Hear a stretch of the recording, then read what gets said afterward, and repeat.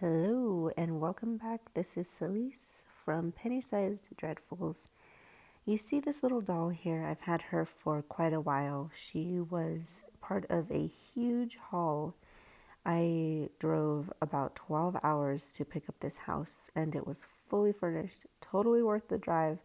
And my friend Halloween Girl Forever came with me. And when I saw this little doll, I kind of tried to hide it from her and hold it for this long to give it to her. And of course, we have to make it a little creepy for her. So, what you're seeing is first, I used some Tim Holtz crackle paint on the hairline. And this here is tester's paint, like what you would buy for making model cars. And I'm using a toothpick to kind of start out some cracks and features. You'll see that I also start to use the black to do like some shadows. So, Halloween Girl Forever is a friend of mine, and you've probably heard me talk about her before because we're doing a collaboration on a tiny witch cottage. Today is her birthday, so it's kind of special to make something for her. And she has her own channel on YouTube. It's an ASMR channel, which is interesting because she does all horror related content. And I guess, in honor of her birthday, she just shared her near death experience, which led to her mom having like a really beautiful and amazing birthday tradition for her. So if you are interested in that, you should go check out her channel, Halloween Girl Forever. And so what I'm doing here is a little string or fiber, and eventually one of my own hairs got caught on the toothpick, and I used it to make like little drag it across to make a little bit more cracks look different from what I was doing before. So then that paint, the crackle paint that was dirtying my brush, I cleaned it off in there and then I added some white paint. So this is a really, really diluted wash. And I'm going over all of the whole entire doll, covering everything that I already did, and then slightly wiping it off or dabbing it. So I'm trying to build up layers so that there's a lot of depth, and I really like the way it came out. So layer after layer, I probably did about 4 layers of white before I went back to adding black details again. So here I'm kind of adding some darker eyelids, making it a little bit more deep set eyes.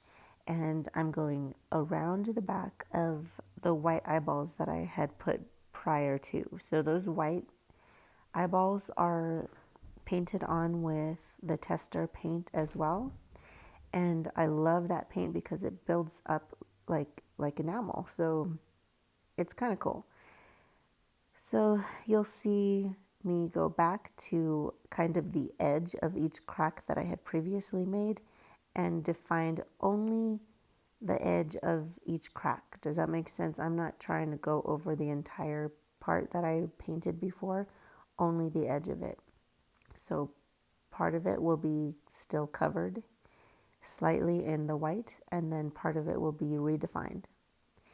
So back to my friend, Halloween Girl Forever. She and I are back on track with our witch cottage, and it's in her possession right now. So I'm excited to see what she's doing with it. And I took a mini road trip to drop this little gift off at her door. And it was kind of fun because I ended up being able to stop at some yard sales and do some thrifting and stuff like that. So back to the white tester paint. This part is actually pretty important. So I wanted to go alongside of each edge of the crack and use this white paint to build up a little so those edges look a little bit more harsh. I know that you can't really tell on video But in person, it makes the cracks look a little deeper. So I really love the effect of using the tester paint on like in a building up sort of way. So that's what I'm doing here, and I was really happy with the outcome.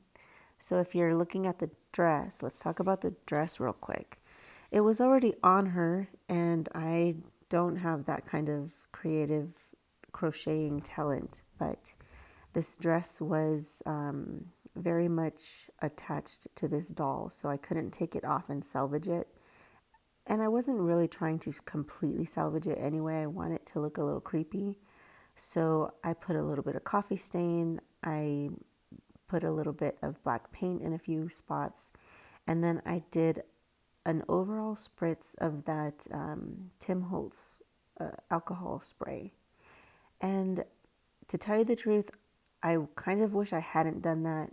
It was a little too yellow, but it's okay because I was still thankfully in my layering phase, so it wasn't like the final product yet. I'm still going to go over again with white. And so I have these toothpicks, and I had I had put the skull on top of the toothpick a long time ago. And then when I was reaching for the toothpick to use it as a tool, as a painting tool, which I don't recommend, I realized that I had to include the skull in this project. And I thought about making it into like a little rattle, but then I thought she just looks too cute holding it. So the paint that ends up on this toothpick is black, and then there's a little bit of leftover white. So I mixed it all up to make that like mid-tone gray. So that is what went around her eyeballs. And then I used clear Gorilla Glue to secure the skull to her little hands. And that's it.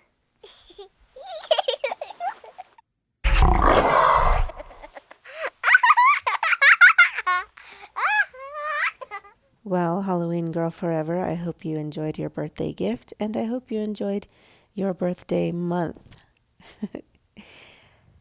Let's get that witch cottage started so we can do some creepy content in time for Halloween.